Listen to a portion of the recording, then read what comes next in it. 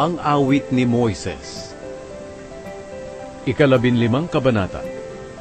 Umawit si Moises at ang mga Israelita ng awit sa Panginoon.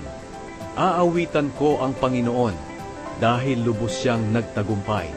Itinapon niya sa dagat ang mga kabayo at ang mga sakay nito.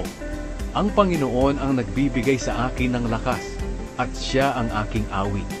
Siya ang nagligtas sa akin. Siya ang aking Diyos at pupurihin ko siya. Siya ang Diyos ng aking Ama at itataas ko siya. Panginoon ng kanyang pangalan, isa siyang mandirigma. Itinapon niya sa dagat ang mga karwahe at mga sundalo ng Faraon. Nalunod ang pinakamagagaling na opisyal ng Faraon sa dagat na pula. Nalunod sila sa malalim na tubig. Lumubog sila sa kailaliman katulad ng isang bato. Dakila ang kapangyarihan niyo, O Panginoon. Sa pamamagitan nito, dinurog niyo ang inyong mga kaaway. Sa inyong kapangyarihan, ibinagsak niyo ang mga kumakalaban sa inyo. Ipinadaman niyo sa kanila ang inyong galit, na siyang tumupok sa kanila na parang dayami. Sa isang ihip niyo lang, nahati ang tubig. Ang dumadaluyong na tubig ay nahati at tumayo na parang pader. Natuyo ang malalim na dagat. Sinabi ng nagyayabang na kaaway, hahabulin ko sila at huhulihin. Paghahati-hatiin ko ang kanilang mga kayamanan at bubusugin ko nito ang aking sarili. Bubunutin ko ang aking espada at lilipulin sila. Pero sa isang ihip nyo lang, nalunod sila sa dagat. Lumubog sila sa kailaliman kagaya ng tingga. O Panginoon, sino po ba ang Diyos na katulad nyo? Wala kayong katulad sa kabanalan at kapangyarihan. Kayo lang po ang Diyos na gumagawa ng mga kamanghamanghang bagay. Sa pamamagitan ng inyong kapangyarihan, nilamon ng lupa ang aming mga kaaway.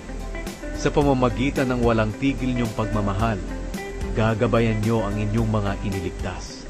Sa pamamagitan ng inyong lakas, gagabayan niyo sila sa banal niyong tahanan. Maririnig ito ng mga bansa at manginginig sila sa takot. Lubhang matatakot ang mga Filisteo. Ang mga pinuno ng Edom at Moab ay manginginig sa takot, at ang mga pinuno ng Kanaan ay hihimatayin sa takot. Tunay na matatakot sila. Sa pamamagitan ng inyong kapangyarihan, sila'y magiging parang bato na hindi nakakakilos, hanggang sa makadaan ang inyong mga mamamayan na inyong iniligtas, O Panginoon. Dadalhin niyo ang mga mamamayan ninyo sa inyong lupain, at ilalagay niyo sila sa bundok na pagmamay-ari ninyo. Ang lugar na ginawa niyong tahanan, O Panginoon, ang templong kayo mismo ang gumawa. Maghahari kayo, O Panginoon, magpakailanman. Tinabunan ng Panginoon ng tubig ang mga kabayo, mga karwahe, at mga ngabayo ng Faraon, matapos na makatawid ang mga Israelita sa tuyong lupa sa gitna ng dagat. Kumuha ng tamburin si Miriam na propeta at kapatid ni Aaron, at pinangunahan niya ang mga babae sa pagtugtog ng tamburin at pagsayaw. Inawit ni Miriam ang awit na ito sa kanila. Umawit kayo sa Panginoon dahil lubos siyang nagtagumpay.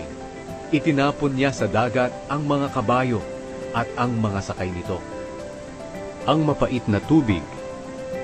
At dinala ni Moises ang mga Israelita mula sa dagat na pula, papunta sa ilang ng Shur. Sa loob ng 3 araw, naglakbay sila sa ilang at wala silang nakitang tubig. Nang makarating sila sa Mara, nakakita sila ng tubig, pero hindi nila ito mainom dahil mapait. Ito ang dahilan kung bakit Mara ang pangalan ng lugar. Dahil dito, nagreklamo ang mga Israelita kay Moises. Ano ang iinumin natin?